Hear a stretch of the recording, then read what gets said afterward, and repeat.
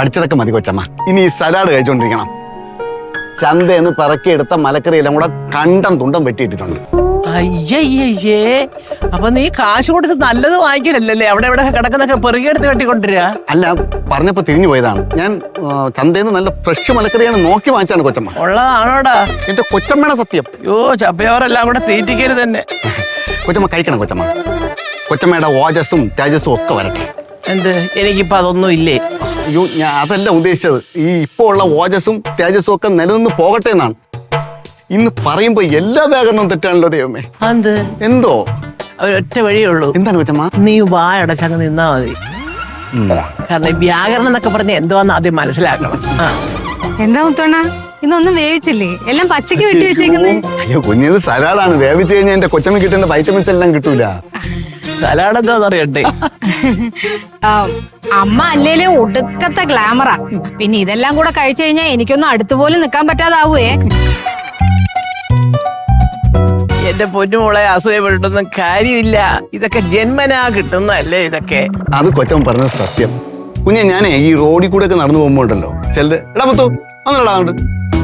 നീ ആ ചന്ദ്രകാശത്തിലെ കൊച്ചമ്മയുടെ മൂത്ത മോൻ തന്നെടാ. തന്നെ.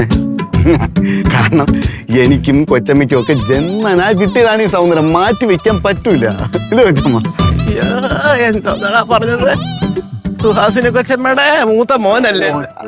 ഞാൻ പറഞ്ഞതാണ് പറഞ്ഞത്. ഓ, ഇതിലും പേരെ നീ എന്നെ ഒരു കത്തി എടുത്ത് അങ്ങ് കുത്തടാ. സുന്ദര കുട്ട.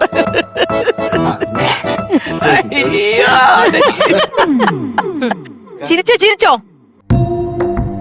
എല്ലാരും കൂടെ കൊലച്ചിരി ചിരിച്ചോ.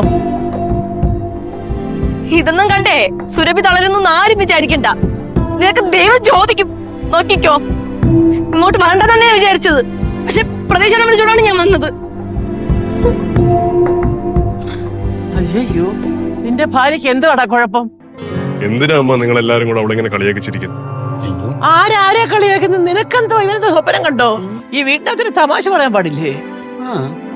നീ എന്തിനാ അവളെ നിർബന്ധിച്ച് ഇങ്ങോട്ട് കൊണ്ടുവന്നത്? അവളെ അവളുടെ ഇഷ്ടത്തിന് വിടായിരുന്നില്ലേ? പിന്നെ എന്റെ ഭാര്യനെ എന്റെ വീട്ടിലേക്കല്ലേ കൊണ്ടുവരേണ്ടത്, അല്ലാതെ ഏട്ടത്തിന്റെ വീട്ടിലേക്ക് കൊണ്ടുപോകാൻ പറ്റുമോ? ഇതൊരു കഷ്ടമാണെന്ന് ആലോചിച്ച് നോക്കണേ. അതെ, ഞാൻ ഒരു കാര്യം പറയാം. ഇനി അവിടെ മുമ്പ് വെച്ച് ആരും ചിരിക്കല്ലേ. ചിരിക്കുന്നില്ല, ഇനി അങ്ങോട്ട് ചിരിക്കുന്നേ ഇല്ല. അതെ. അപ്പോ നമ്മൾ അവളെ പേടിച്ച് ഇവിടെ ജീവിക്കേണ്ടി വരുമോ? അവളെ പേടിച്ച് ജീവിക്കണമെന്നല്ലല്ലോ പറഞ്ഞത്. അവളുടെ മാനസികാവസ്ഥയൊക്കെ ഒന്ന് മനസ്സിലാക്കി പെരുമാറാൻ പഠിക്കുക. എന്തൊരു കഷ്ടമാണെന്ന് ആലോചിച്ച് നോക്കണേ. എന്റെ ദൈവമേ, ഓരോരോ ഗ്രഹപ്പഴകൾ ഈശ്വര, എന്തോ പറയാന്. പിന്നെ ഞാൻ എന്തായാലും ചിരിക്കും. ചുമ്മാ ചിരിക്കല്ലേ. കാണുന്ന ആൾക്കാരെ കഞ്ചാവാണെന്ന് വിചാരിക്കും. എന്ത് ദൂരത്ത് നോക്കുന്നത്?